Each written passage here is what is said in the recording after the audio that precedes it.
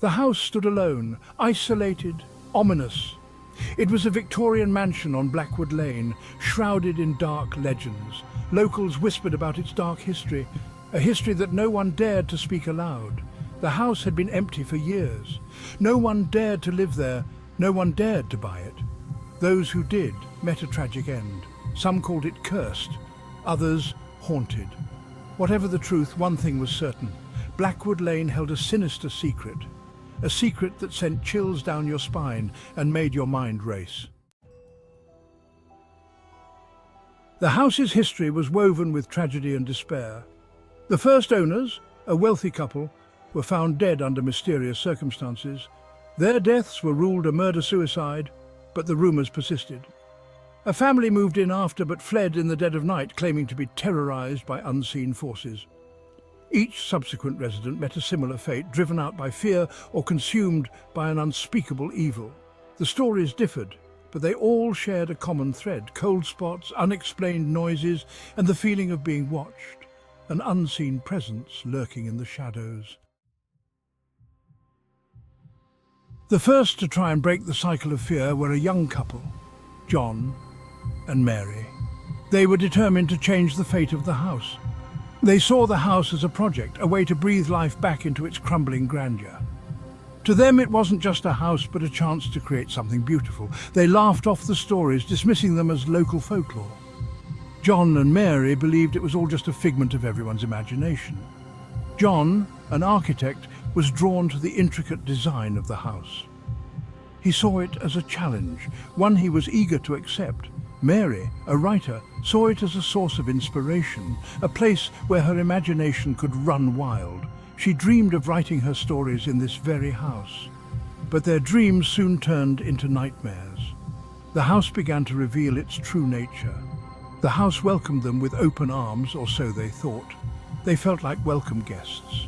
As days turned into weeks, a creeping sense of unease settled in their hearts. They began to notice strange things. The silence of the house was deafening, broken only by the creaking floorboards and rattling windows. Every sound seemed ominous, amplifying their fears. One evening, while working in his makeshift study, John felt a cold breath on his neck. He turned around, expecting to see Mary, but was met with an empty room. The air grew heavy. He could feel his heart pounding in his chest. He tried to shake off the feeling, but it lingered, following him like a shadow. Mary, too, began to experience strange occurrences. Objects moved on their own. Whispers seemed to emanate from the walls. And in the dead of night, she thought she saw a figure standing at the foot of their bed. One night, during a raging thunderstorm, Mary woke to the sound of her name being whispered. The voice was faint, almost a sigh, but it sent shivers down her spine. She turned to John, but he was fast asleep. She tried to ignore it, telling herself it was just the wind. But the whispering continued, growing louder, more insistent. Terrified, Mary woke John. Together, they listened as the whispers turned into blood-curdling screams, seeming to come from within the very walls. That's when they knew they had made a terrible mistake. John and Mary didn't last long in the house after that night. They couldn't forget the strange sounds and the shadows they had seen. They packed their belongings and fled, leaving the house to its eerie silence. The house, it seemed, had absorbed their fear and anxieties. The house on Blackwood Lane stood vacant, a testament to the horrors that lurked within its walls. Time passed, but no one dared to come near it. But the allure of the unknown is a powerful thing. It beckons and draws you in, promising answers to mysteries. Soon, another unsuspecting buyer arrived, a history professor named Samuel, who was intrigued by the house's dark past. He was captivated by the legends and rumours. Samuel was determined to uncover the truth behind the legends. He believed there had to be a rational explanation for everything that had happened. He believed that there had to be a logical explanation for the strange events. His research led him to old archives and forgotten books. He was sure that the house held secrets, secrets he was determined to uncover. Samuel felt he was close to the answer and was willing to risk everything for the truth. Samuel spent his days researching the history of the house, poring over old documents and interviewing locals. He was obsessed with finding out the truth about the strange events that had taken place there. He discovered that the original owners were involved in a scandal, a secret society with dark and twisted rituals. These rituals were so horrifying that they were kept hidden from the public eye. He found diaries detailing their descent into madness, their obsession with the occult and their belief that they could cheat death. These writings were filled with dark and disturbing details that made his blood run cold. It was in these writings that Samuel stumbled upon a horrifying truth. He couldn't believe his eyes as he read about what had transpired within those walls.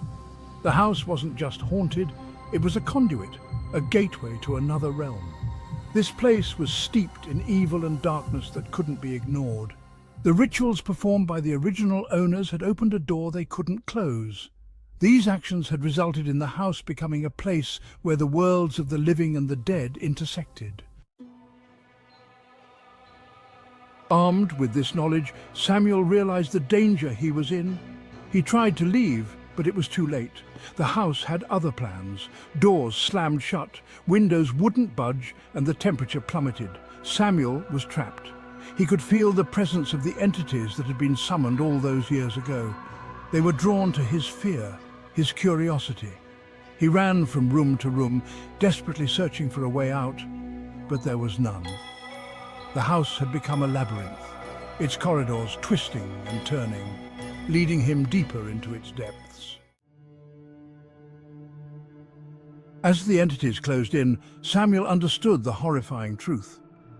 The house didn't just claim its occupants, it consumed them, feeding off their life force, their very essence. The faces of those who had perished within its walls appeared before him, their eyes filled with a mixture of agony and pleading. He wasn't the first, and he wouldn't be the last.